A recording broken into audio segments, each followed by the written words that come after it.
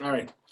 Hi, I'm John Dutton, and tonight again is Virtual Spelling East, and I am joined with 6 people so far, and it's going to be another good night. I'm looking forward to it.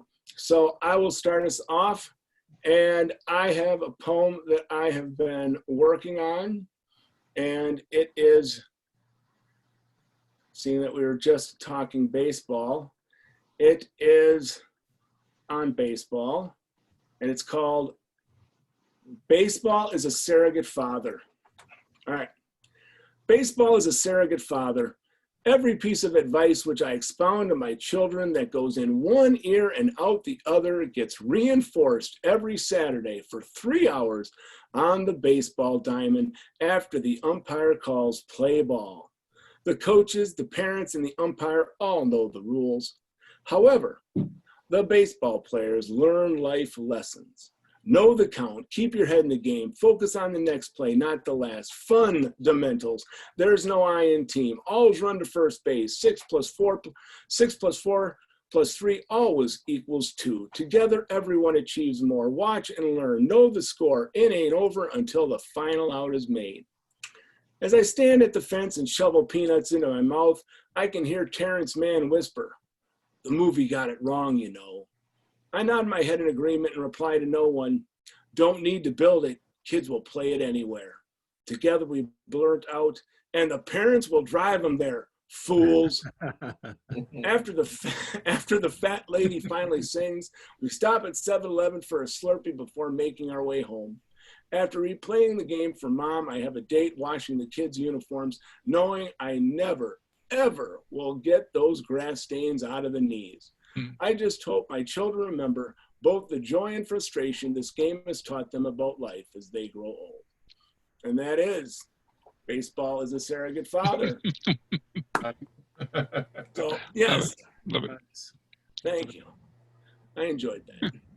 All right, we have, I always say we're going from left to right on my TV screen, just like they do on the radio for the football game. So, David Holloway, you are up first, and take it away. Very good. I've got 2 kind of short pieces to read. This first one is called Pink Slipped. It starts with J.J. Caxton. It seemed like overkill. 2 guys who could pass for pro linebackers being called in to control a 55-pound 9-year-old.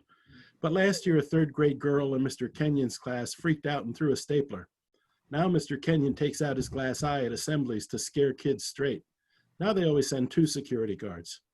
One stood quietly next to me in the aisle while the other searched my desk. They took everything: books, crayons, candy wrappers, the works. I wanted to keep this story about my dog Zigster, but the company owns the work product. One of them shook out my SpongeBob SquarePants backpack. They kept the colored pencils and the soft pink eraser that fell out. They left the peanut butter sandwich and the 3 broken cookies. Mrs. Henderson stopped teaching and gave me a printed pink slip of paper. I wouldn't be getting another report card. She explained that Alfred J. Harmon Incorporated Elementary School had to stay competitive. They had to trim some dead wood. I knew that Harmon Inc. needed more arithmetic. My performance plan required reading a Beverly Cleary book.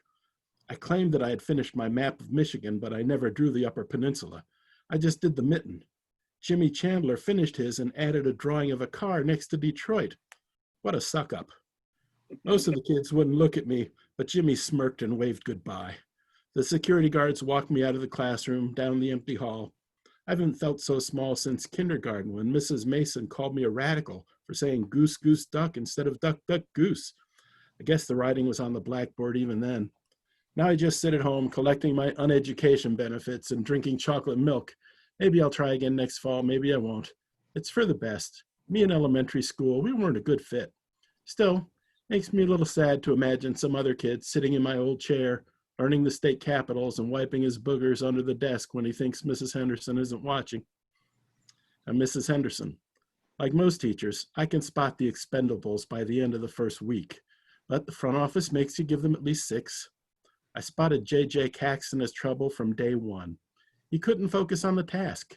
Instead, he looked all around at the classroom, out the window, at the bulletin boards, taking it all in with those deep brown eyes.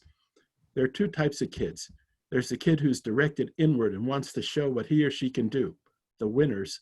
Then there's the deadweight like JJ. He just tried to absorb everything and didn't worry about producing. By fourth grade, the good ones understand the business needs of the classroom, but I could tell that JJ would never get there. I worked with him as much as necessary, even though I knew it wouldn't help. He never really took off the way a good company kid does. He'd be working on drawing a map of the state and get distracted by a dog barking outside, or he'd spend so much time trying to decide how big a dot Traverse City should get that he never finished the map. It's not my job to teach them time management. They don't have it by now, they never will. That's what all the psychological studies say. That's why we start trimming the dead wood in third grade. Frankly, I'm surprised JJ made it through third. He definitely wasn't fourth grade material. He wanted to ask questions about everything. Why does water freeze? Does a cat think like a person? Who invented numbers? Everything he needed to know was in the textbook. But he was one of those annoying, directionless kids who wanted more. A teacher's nightmare. I documented all the warning signs, all the infractions, and the operational psych profile. That OpPsych system has saved me from wasting so much time on underperformers. I can't imagine keeping the class healthy and productive without it. I gave him an extra week to make sure he wasn't going to turn things around. Then I sent the paperwork to HR. The next morning, security escorted him out of the building.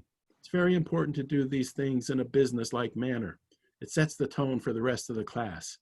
They used to just send letters to the students' houses telling their parents they were no longer needed at school. But as you'd expect, many of the parents pretended they never got the letters and continued sending their kids to school for weeks afterwards. Nowadays, teachers call security, pink slip goes out, problem solved. If only more kids could be like Jimmy Chandler.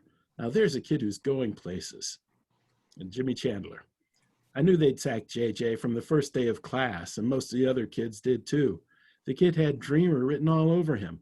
That might be okay for pre-K, but by the time you hit fourth grade, you gotta be a realist. He never learned to work the system. Take me. I did 6 pages of easy addition and subtraction while JJ struggled through a half page of multiplying fractions. Production, production, production. I learned that in second grade. Don't bore yourself to death drawing a map of Michigan. Start with drawing a car and then put Michigan around it. Don't read a whole book. The cover and the first and last chapter give you plenty to write about. When the teacher tells you that you did something wrong, say, "Thank you." Sure, it grates your cheese, but that's what my dad taught me, and he's a VP at Google now. Focus on the unwritten rules, the secrets of what they want out of you. If you don't, security will be dragging you out next, and I'll smile and wave bye-bye. Very good. I love it. I love it. And here's a little nonfiction piece that I've been working on. It's called Collector. I found the crow's feather on the path in front of me while walking the dog. A perfect black apostrophe as long as my hand. It begged to be picked up. I brought it home and showed my 2 sons, then left it on the mantel over the fireplace. As 2 teenage boys, they felt obligated to act bored. But later I heard them arguing about whether it came from the tail or the wing of the bird, and wondering at the feather size. I've always been something of a finder. I have fond memories of foraging for mushrooms in the fields and forests of northern Michigan with my father. When we moved to Florida, a typical family beach outing always included a hunt for seashells. Although my older brother had the best eye for the large, dramatic shells like the dark orange horse conch the size of a football, I liked finding those small, perfect gems, a polished mahogany fighting conch shell, a spotted junonia, or a fragile murex shell with all of its long, delicate spines unbroken. On one outing, I spotted a sea hare flapping through the warm green waters of the Gulf. If you haven't seen a sea hare, imagine a garden slug that swallowed a grapefruit. Now give it 2 floppy wings like the fins on a stingray and an ink jet like an octopus. Color it in psychedelic stripes and add a frilled ribbon along its side. That's your sea hare, basically a science fiction hallucination. After finding the crow's feather, I started bringing home objects I found that were amusing or unusual. My dog walk took me through a small park and alongside neighborhood trash bins. When I found a handful of $1 bills on the path, the boys doubted me. I rescued a clear plastic beach ball with a beer bottle inside, probably an advertising giveaway. Joey loved it, but Sean just found it impractical. My goal became 1 odd, perfect, or remarkable object a week. The perfect acorn, the plaid shoelace, the paperback book, the ballpoint pen in the shape of a car, all took their place of honor on the mantle for a week, and then joined their companions in a box in the garage. I told my sons that I wanted to create a cabinet of curiosities to someday display them all with little tags telling something about each one and where I found them. I brought home a huge green tulip tree leaf as big as a placemat for the dog's dish, and they were genuinely impressed. Joey loved the small watercolor painting of an egret holding the earth in its bill like a grape. Sean favored a shadow box with 3 small painted Chinese masks. I found a rock shaped like a fish, but they didn't see it. Then finally, an old ventriloquist dummy with an evil leer and the paint chipped from the back of its head.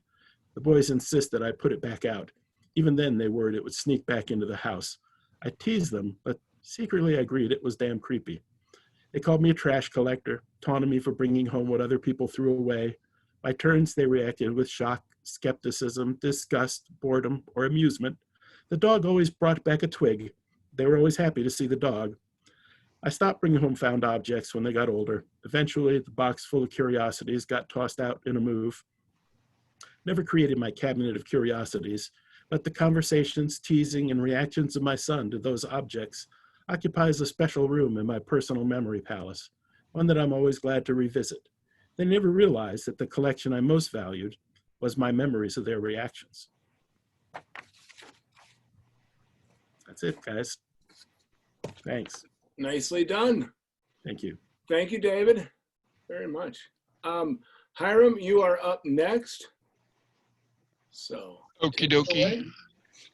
David, I love that line. I've always been a I've always been a finder. Is that line? Yeah, that's a wonderful line. I've written that down. That's a beautiful piece.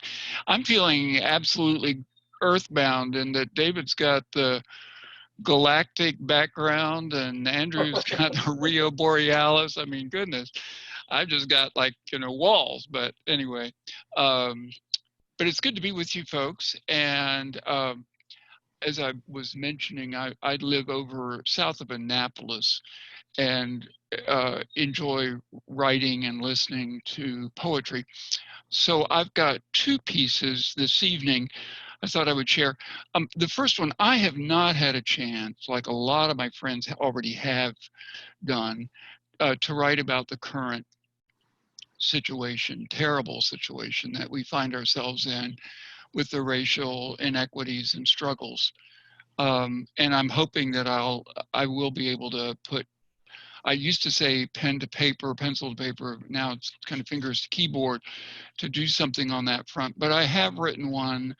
I have an agricultural background, and so I have written one about the pandemic and some of our concerns at one point at least, and I think ongoing concerns to a bit about our food supply. It's called Bread in Hand. But even after all of this, farmers keep farming for every one of us. They bend the sun and raise the earth each day for us.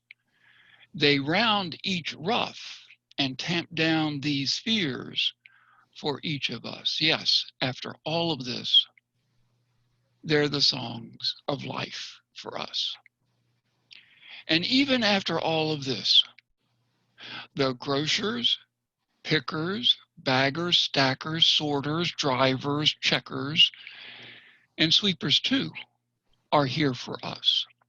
Like bowls of life, they give us each our everyday, and so renew that sense of trust for us. And even after all of this, and just as much, are those who volunteer to serve the soup. The ones who help and give and care on our behalf. Their hands and hearts shape our thanks. And no matter what else happens, they are life itself for us. And yes, even after all of this, these days seem troubled, seem like troubled fields for us, with deep shadows across the views, but with all kinds of hope there too, filled with a green that grins as ever, surrounding all of those who stand and wave, bread in hand, through all of this. So my homage to all of those who continue to provide us with the food we depend on. About 2 years ago now, I was lucky enough to travel to Ireland and stay in a little writer's cottage there on an island called Achill Island. It's off the northwest coast of Ireland. And I tell, the way I say it is that I met some very, very nice people while I was in Ireland, but I met a lot of wonderful landscapes. And so I wrote this piece, and it references the Irish potato famine. So it's titled Achill Sound. When the roads curve like sound and dip as if lifting to bow, whenever all thoughts round or cluster, or when hearts call down, is Ireland.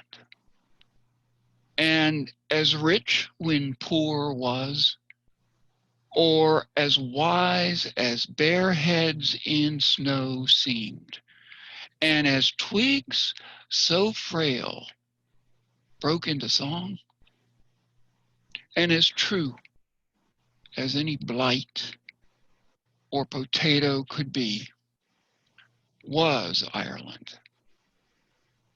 So when sand laps the senses, or salt drips the edges as dreams, whenever hope streams through such heavens, and moss comes home, or hearts beam down, is Ireland. As you can probably tell, I have a love affair with Ireland.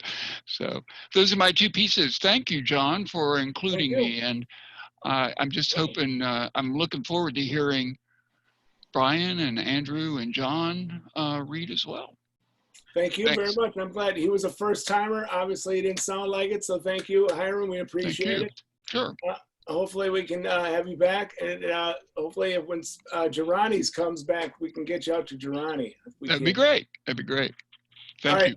Brian, you are next. I hope I did put in, I know Brian said he was going to just come and listen, but I asked him to read one of my favorites. So hopefully he pulled that out of the box and he's got it. Thank you, Brian. You're up. You're welcome. I got you covered, brother. So this is actually a 30-year-old piece, but it's been published about 15 times. And I'm really blessed. Yeah. And I wrote this when I was a teenager, but I'll just get right into it. It's called Sweet Tones, Somber Tones. Sweet tones, somber tones in the night sky. Me all alone with this old horn as my only ally. But I'm feeling good, feeling jazzy, playing up a storm. People hearing my sound in there, coming in to get warm. Head swing slowly, sorta side to side, finger snapping. And I'm filled with pride, 'cause I'm entertaining my people in the chocolate city.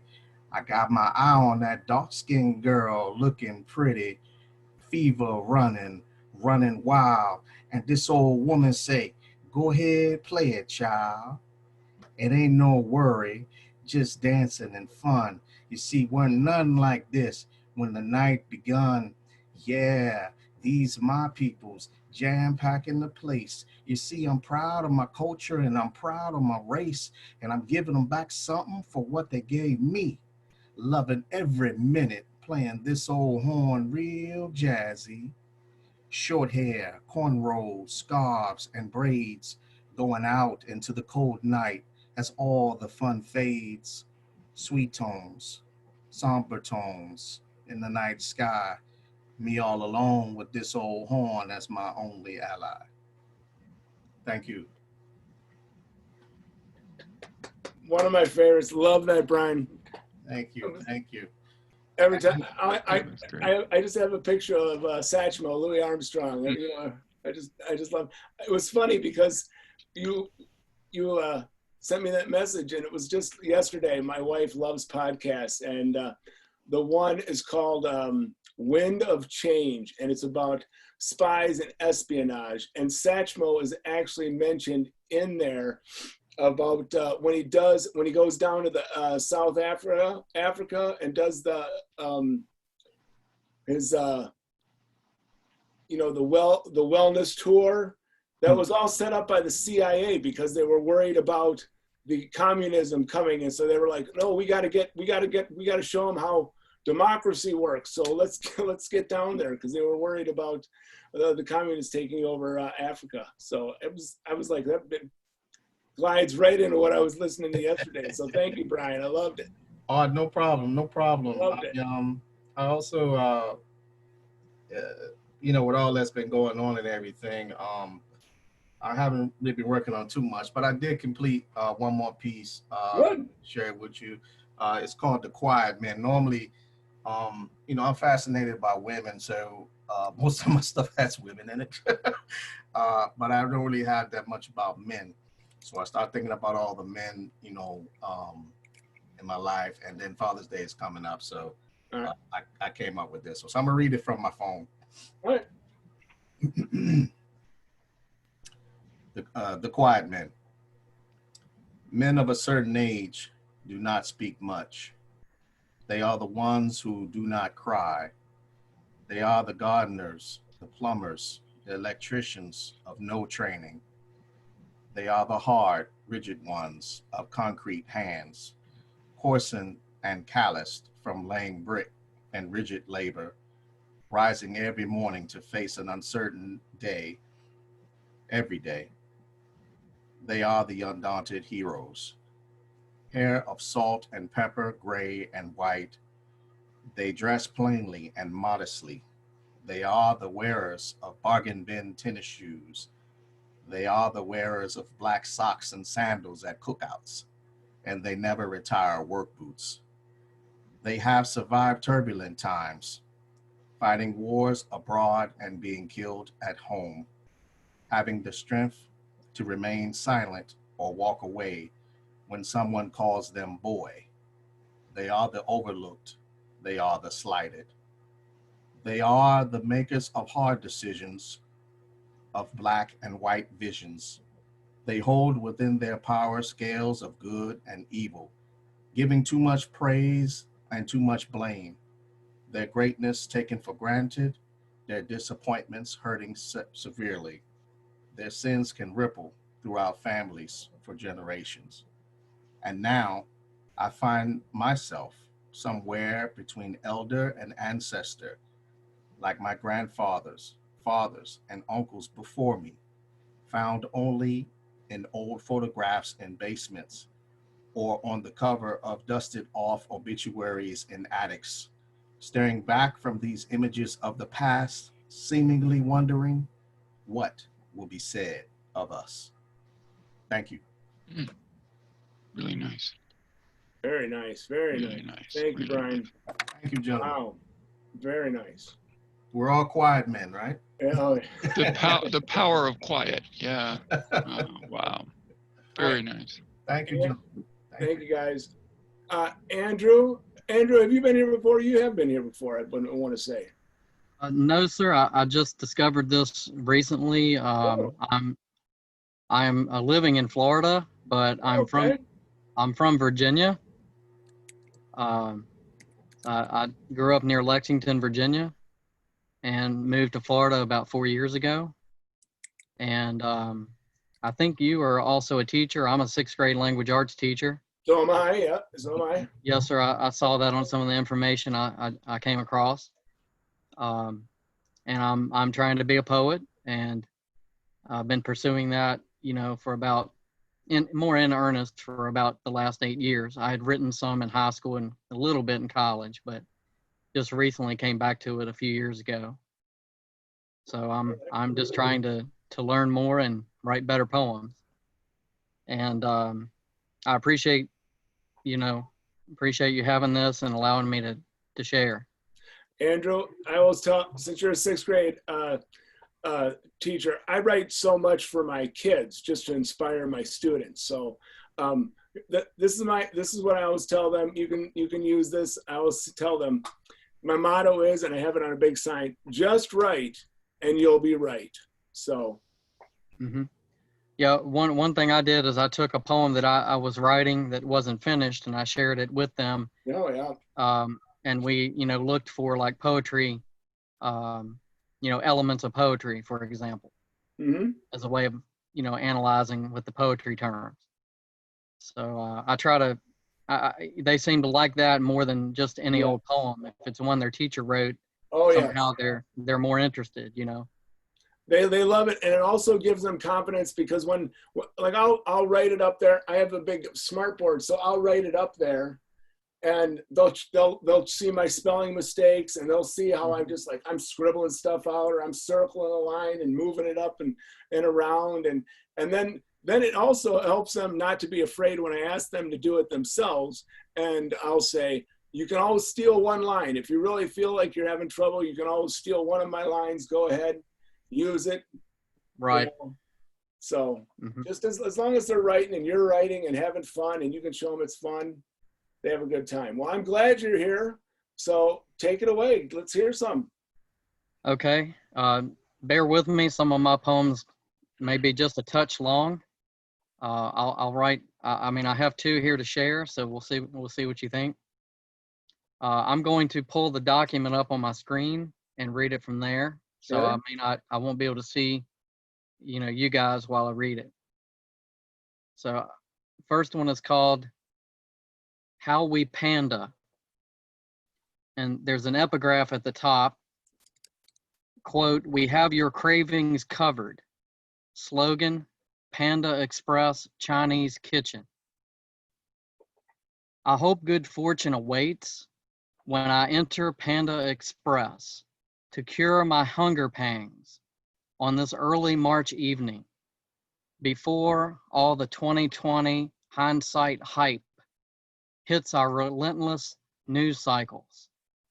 After a few weeks of drastic changes that start as soon as spring comes, so I, with an ungloved hand, already wary, touch only a door handle's barest edge, careful to avoid contamination, protect myself as much as possible. As I go in, I am surprised it's this busy that I find myself in a mostly silent single file line, a dozen distracted customers deep, updating themselves by scrolling through smartphone screens. No white face masks in sight yet, even as a no longer novel contagion rages, ravages the world's citizen cells, and people everywhere struggle to breathe free air. While I wait in the oh so slow queue, I consider its irony as I shuffle along, my best foot forward. Another dozen victims fall in behind me, doubtless salivating as I am from the succulent scent surrounding us, as a familiar, fragrant flavor infects our noses. I recall reports say a few droplets is all it takes to transmit. We pass away time, as does the company's repeating video commercial I notice playing within flat lines of a monitor, mounted in plain view on the opposite Great Wall, promoting the restaurant, explaining how to order, how to panda. But what used to be an age-old asset, an exotic enticement to attract more business, a once unique selling point, appears to have developed into a recent liability. All of our entrees recipes originate from provinces in mainland China. Strength exposed as weakness, a positive trait turned into a negative, exploited as a disadvantage, used against us, similar to how SARS-CoV-2 affects humans.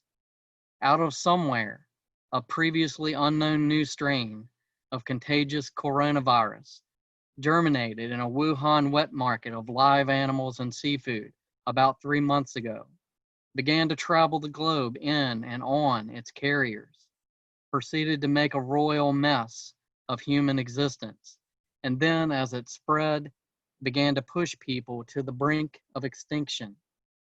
Maybe it was manufactured in a secret lab, as the rumors say.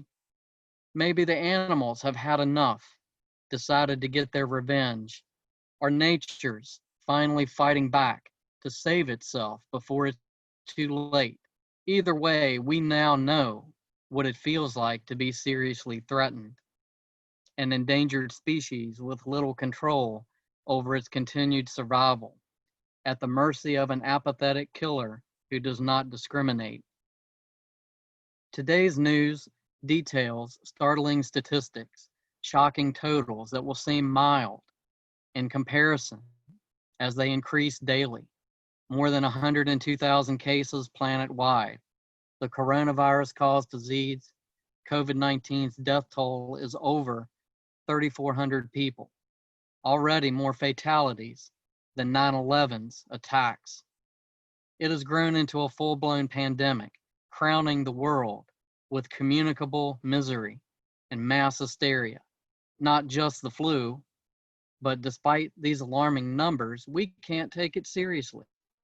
It seems we create memes, tell jokes, nervously laugh it off instead, yet make no effort to break out of our selfish, self-destructive habits. Because here is where and how we panda in America amid panic.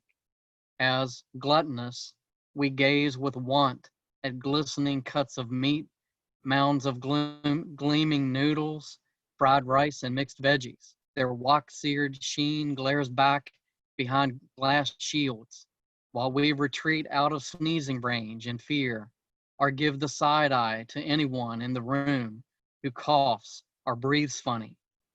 We may be worried, yet we can't wait to eat it, still stubborn, not concerned enough to not scarf down the scrumptious American Chinese food. Although the juxtaposition may be hard to swallow, it feels strange or wrong somehow to consume it now, given the origin of this pervasive modern plague. Later, full of it, I'll throw out an empty container, ponder my fellow patrons' fates, curious about whether those last meals they ate were anywhere as close to being as delicious and satisfying a guilty pleasure as mine was. So tasty, but I wonder if they have any leftovers to savor. Will they ever be able to finish them? I know I may never know. As the pandemonium grows, I hope good fortune awaits. So that was written in March. Nice, nice. It was written in March at the beginning of this whole situation we're in with the virus. And I went into the Panda Express to get some Chinese food, and it just struck me that it was kind of ironic that I was getting Chinese food when this whole thing might have started in China. So I hope that made sense in the poem. Yeah, I like the tie-in with Panda too. I like the Panda, and then you came around with Panda the other way, and then you topped it off with Pandemonium. So that was very nice. Yeah. I just I worked a good while on that. So Excellent. I hope that it feels like a poem. And sorry it was a little bit too long. No worries. You have another one, you said? Yeah, Andrew, I have another one. Andrew, let me just mention that there are a number of places now, a number of journals that are calling for work on the pandemic. And so you might want to kind of watch out for, even Google just pandemic poetry. I would think that there would be journals that would be interested in seeing that piece. Me Well, too. thank you. I was thinking that same appreciate thing, that. Hiram. Same thing. I was like, I tried to remember that I swear I just saw one a couple days ago. So I'll have to try to dig it up and see some of the poetry sites that I was looking on. But I thought with Hiram that you could be publishing that poem somewhere. And ditto with Brian's last piece as well, The Quiet Man. Mm-hmm. There are a lot of calls right now, a lot of calls for work about I the appreciate that. situation. So Hiram, Yeah. Hiram, if I don't know if you're on our Facebook page, but if you want to put any information you have on the Facebook page, I'll also try to look things up and put it on the Facebook page. Okay? Sure. Also, guys, I just want to make sure I'm trying to do a good job in chat, because what I usually do is I just go to chat and make sure I have all the titles, because I do a journal. I have everyone that participates, and I have all the poetry or short stories or whatever you like to read, you've read. I have the titles up, so make sure either check my notes, or you can add your own. Okay, just put that in chat. All right. Andrew, you had one more, right? Yes, sir. The poem I just read, I actually did enter in a local contest, but the contest has been postponed, so they haven't actually judged it yet. So I may find out later in the year whether I may have placed or not. But I appreciate the advice. The second poem I'm going to read comes from a prompt that is out right now on a literary journal called South Florida Poetry Journal, and the prompt is to write a poem that has the words "follow the dancer," either as a title or somewhere in the poem. So to preface this, I will say that I'm a father of a 7-year-old girl, my daughter, and this is where the poem came from. That prompt and her. Follow the dancer is all I must do during our living room pas de deux. And it's all right that I, clumsy beau, with the same 2 left feet like always, am no natural danseur, have no rhythm or skill.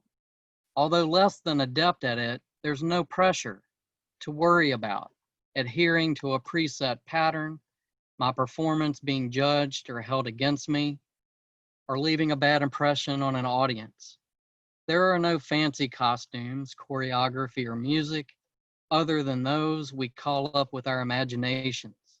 Because all my wannabe belle of the ball wants and needs is for me to be there, keep up and try.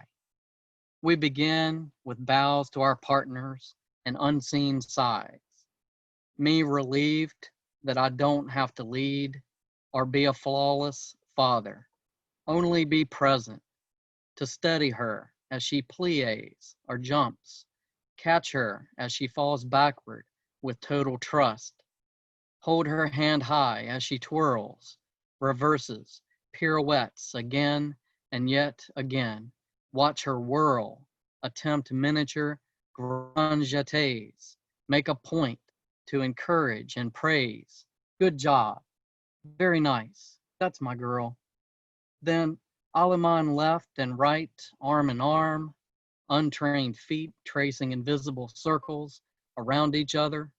We invent and change it up as we go along through mixed motions, create a crazy combination of adagio, allegro, and do-si-do.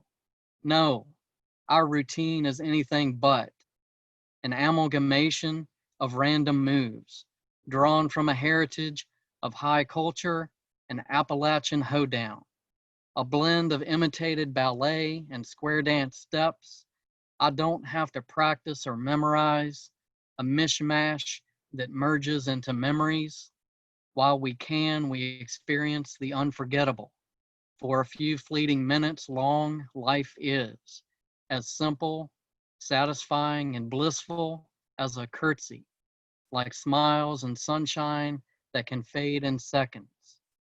There's an innocence, beauty, and peace in the movements as we exercise our bodies and souls. These times spent and activities done together result in benefits more real than pretend, but I believe it's what really matters in the end. So I cherish these chances to strengthen our bond, share swings, spins, and sachets with my daughter, content to follow the dancer as we promenade home. That was fantastic, Andrew. Oh my God. Wonderful. Wonderful. Oh my gosh. And I was more impressed because of the terminology that you used. You nailed them. I was like, yes, definitely. I love the terminology, and you were nailing all the terms. Oh, I love you practiced the terms just like you did the dance with your daughter. I loved it. Very Have you nice. read it to your daughter? No, I actually just finished it a day or two ago. It's Oh. brand new, Oh, and this was its debut. So thank you love for it. letting me share that. Thank you. That was And, wonderful. That was and wonderful. we actually do that, and there actually is a combination of ballet stuff and square dance type of Oh, good. things that we do. And when I saw the prompt, I thought, okay, maybe I can mix all this together the way we do with the dance, and see if it can be a poem. I think it worked. Yeah. I think it worked. Good. It was It's great. good to feel like it does. Thank you.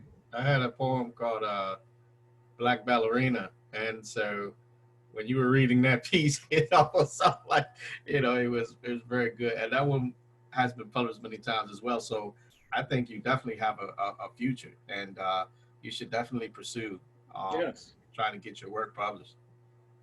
Yeah, I'm working on that. I've made a list of contests, and I'm going to try to, enter some in some of the bigger contests and some of the journals and things like that, and try to start getting maybe some publications under my belt.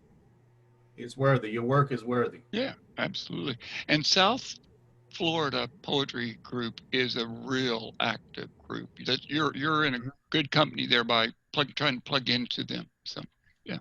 Yeah, there's a couple different groups. Haven't joined any yet. I have looked at their websites. Unfortunately, where I live, I'm kind of far away from everywhere that they meet. Where do you live in Florida? I live in a place called Coral Springs.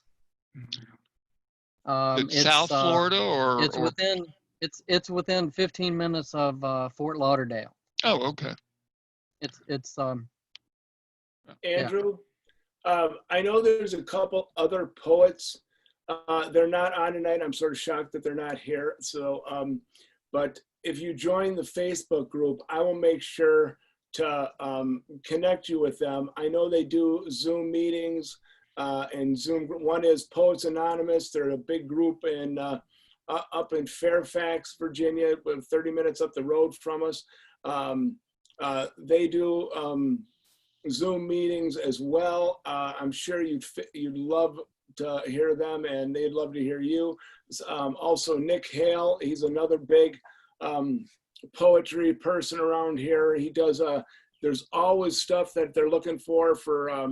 He has he's with a group called Local Gems, and they're always looking for poetry to publish. So I will definitely, if you join the Facebook page, I will definitely make some introductions. Okay.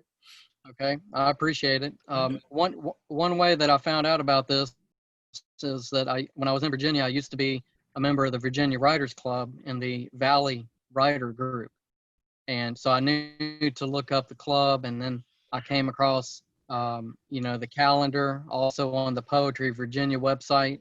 It was all sort of connected. And so that's how I found out about it. And during the school year, it's hard for me to get away and have time to do things like this. But in the summer, I can try to do some of these. So I like doing whatever I can. So yeah, I'll definitely join up with the Facebook page, and we'll see what happens. But I appreciate the ideas. Sure. Thank you. We're glad you're here. We are. I will say anything we can do to help, just let us know. We're a good group of people. We'll definitely help you out. We'll help anybody out. So I'm glad you're here. Thank you. Thank you. I'm sure. Thank you. I'm sure, as you know, when you write a poem, it makes sense to you, but until you share it with other people and see if they think it makes sense, you don't really know whether you have something, decent or not. So Correct. like I say, I appreciate the audience and the feedback. And Andrew, if I could say one more thing to you, you want to listen to this man, this John Dutton, because I had started writing, and then I went into hotels, and I was a rapper, and I was all this other stuff. But I really wanted to go back into writing. So when I did, I didn't have any clue. He found me on Facebook, and since I hooked up with him, I've spoken at George Mason University, Yeah. Virginia colleges, We and have, this year alone, I think 4 different publishers I've been published in the anthology, like 7 Wonderful. books. Great. 7 books in 5 months. Boom. So you need to listen to this man. When he tells you something, thanks, Brian. you appreciate better it. listen. And don't Good, give it up. good, Don't good. give it up. Don't stop. Don't stop. You know? We aim to Yeah. please. We do. Yeah, 20 As years you went may- by, you know? Yeah, I appreciate that. As you may realize, as a teacher, I don't have a lot of extra time to work on actually writing the poem. So what Yeah. happens to me is I've started a lot of poems. I just haven't had time to really, polish them down and finish them. So it's mainly a time situation, because even when we went in early March, we stopped going to school full time, and we had to teach virtually. So even though I was at home and didn't have to drive anywhere, I still had to work and teach, and we had to make videos, and of course we had to grade the Oh, yeah. assignments. And I know. Yeah. you would think you would have time to work on things like writing a poem, but I actually didn't have a whole lot, having to deal with my daughter and help her, and my wife working from home as well. So it was pretty challenging. Andrew, but it's I'm gonna nice to give have you a little time now. Yep. to I'm do going to that. give you another advice since I have you on. Write this down, and I'll also say, make sure you give me your email. I'll send you it. I'll give you the information. I love writing poetry with my students. Because it lets me write, it gets them writing, and then it's called Poetic Power is the website, Poetic Power, and it's Creative Communication is a company in Utah. They have 3 contests a year, spring, summer, and fall. And I tell the kids, I have them write a whole bunch of poetry. And then because I do the writing process with them, I say, all right, we're gonna make one, you pick it, we'll work through it, we'll workshop it, and we'll send it in. And usually I get a bunch of kids published, and they love to see it. They'll send me a free book. I'll make a big deal out of it. I have kids, I teach them anymore, that they're still doing it. They're still sending in poetry. They're still writing. They still contact me saying they're still writing poetry. So we'll definitely get you hooked up with there, because that way it's my cheat time, because I get to write poetry and inspire the kids, but I still have some writing time for me. And I come home with all the sheets that I write, and I type them up, and I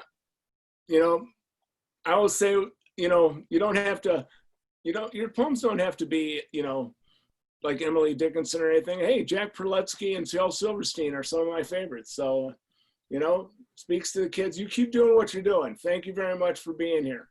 All right, John Cowgill, I'm moving on to you, John. You still with us? I'm still with you. All right, John, you're up. All right. Well, I got a poem and a memoir. I'm going to start with the poem.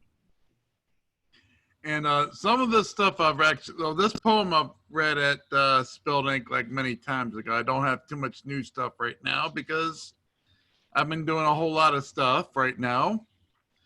But this one is called This Very Poem. There are nuts in the huts with a pair of underwear and a mouse in the house who said, please give me cheese. But he died and was fried by a cook with his hook in a pot that was hot. Now he's food for the mood that was ate from the plate. Here's the score. He's no more. At this bend, it's the end. And that is this very poem. And now the second one is this is more of a memoir, and like Hiram did his thing about Ireland. Well, this is my little walk through a city called Reykjavik. And it's called a walk through Reykjavik. My friend and I had arrived in Reykjavik about the middle of the afternoon. We checked into our hotel and relaxed for a little bit. Since we had nothing to do for the rest of the day, we decided to take a walk around the city. We left our room, went outside, and started to walk. We came to a pond, and we looked out over the water and saw the ducks floating around. A short while later, we continued our walk. We came upon a restaurant that was in a little row house, and we decided to go in. We walked up some stairs where our hostess was waiting to seat us. She sat us at a corner table where we were able to look outside the two different streets.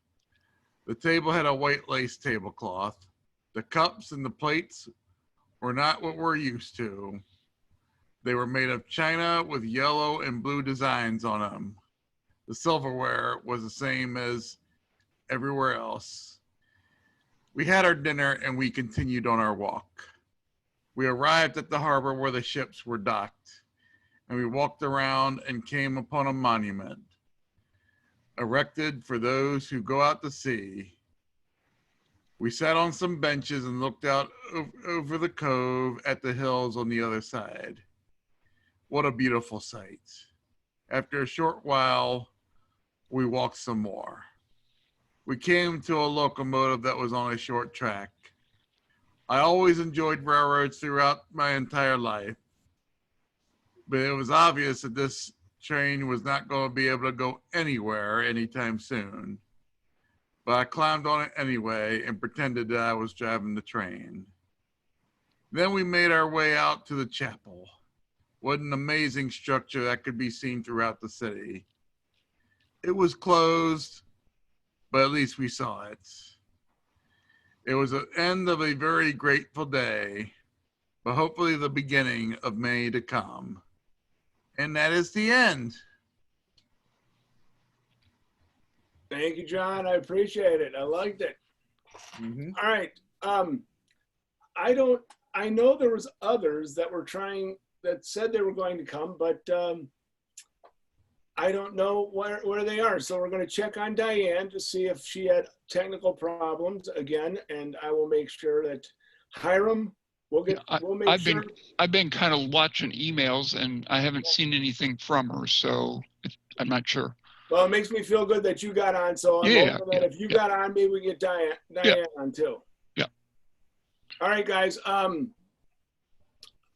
announcements. Fourth Friday, we'll do this again for Spilled Ink. So I'll send that out. I'll send you an email out on that. If you're in Prince William County, I know you have till Monday to get in your poetry for the Poet Laureate contest. That information I also know I sent out in an email, or it's on the website under Poet Laureate Circle. I will check with Leslie Tyson to see when her Poetry Anonymous meets. I can send you that. I'll also do check with Nick Hale with his. His is Nova Bards. And I had one other announcement that I should have hit, and it's going away from me for some reason. Tomorrow is a Right by the Rail meeting. So if you're interested, Catherine Gotthard on Facebook under the group, you could just get her the information from her, but she's having a meeting. They're having a meeting tomorrow from 10:30 to noon. So if you're interested with that. Hiram, you have anything you want to say? No, I'm just really grateful. You know, I thought I knew a lot of writers, poets over in Northern Virginia, but clearly, John, you're introducing me to a lot of other folks, which is terrific. So I've appreciated the evening very, very much. Let me just say this. One of the silver linings, as I was mentioning earlier, of all of this is that through Zoom, We can be kind of anywhere at any time. And I'm not sure that everyone was online when I mentioned, I know John, I mentioned it to you and to David. Early this morning, 8 o'clock our time, noon Ireland time, I zoomed into a terrific group of Irish poets as they were reading. There was some guy, there were a couple of people there from California, so that's what, like 7 hours difference, pretty amazing. But it was, they could have read the phone book and I would have liked it because of the, the Irish accent, Right, but the right. work that they presented was really amazing. And I zoomed in yesterday to a poet gathering of folks in Berlin, and they were presenting in English, believe it or not, and that was amazing. It was largely a younger crowd, and they further announced about a reading that's open online in Beirut. So Right. there's a guy out in California who has assembled a long list of all these global virtual readings. And if anyone's interested, I'm happy to share it, but Yes. it's pretty amazing what's happening now. Because I want you to share that, because I know Sure. he's not here. He hasn't been on a virtual yet. But I know he's a regular attender at Girani's. Tom Burson, he loves poetry. He does all that. He goes online. He listens to podcasts. He talked to me about one time. That's what I wanted to mention. We do have a YouTube channel now, so I've been putting these videos up on YouTube, and people are looking at them and watching them. And I know Tom Burson was like, if you ever do this, I'll definitely get mention it in my emails and my podcasting, because I guess he has connections overseas as well. Because poetry, because of this happening, one of the benefits is it's universal now. Yep. And I'm going to continue using Zoom when Girani's opened back up, because it's so easy. I'm just going to get a table. I'll get a table. I'll hook it up, turn it towards the podium, and just hit play. Right. So Absolutely. I'll have this up tomorrow, I hope, sometime. Anybody, any other announcements? Andrew, you have an announcement, and Brian has an announcement. Andrew, you're first. Okay, yeah, can you guys hear me? Yes. Oh, yeah. All right, so yeah, I was going to suggest also, I've been looking today in the last few days, a lot of places that publish poetry or hold conferences. A lot of those conferences now are online, and some of them are free, whereas normally you would have had to pay, a large amount of money to attend a conference. You may want to check those out as other opportunities throughout the summer, and maybe even longer than that. And also poetry readings, as Hiram mentioned, all over the place. There's a lot of free poetry readings going on, and you can either just watch them or possibly participate also. All right, Brian. And John, I'll send you some information, John, about. I'm sorry? I said excellent. Thank you. I'll try to also send you some information, John, about a poetry institute in Chicago that will be free this year and will be online. All right, excellent. All right, It's Brian. Somebody said something about publishing, and I think you said that there's some anthologies that we're looking for some. Right. I know Nick Hale has been putting one up. Local Gems. He loves to get anthologies. We'll do another Spilled Ink that turned out really well. So we'll do one for 2020 as well. So Andrew, just keep looking at the Facebook page and you'll find a lot of things. Okay. And like I said, I'll make sure we get you connected with some others. I do know that I love the Dodge Poetry Festival, and I'm praying that I'm praying for two things. I love the National Book Festival. I love the National Book Festival. We do a field trip to there, and I love the Dodge Poetry Festival. So I'm still hoping and praying that those two big events will still be on. I don't know how they'll do it, but I hope they're still on. All right, guys, it has been a pleasure. I'm John Dutton, and this has been Spilled Ink East. I appreciate you all. I will see you again in a couple of weeks. You guys take care. And once again, I'm so glad you were here. It was an awesome night. So thank you very much, guys. Thanks, John. Good night, everybody. Thank you. Bye-bye. Thanks.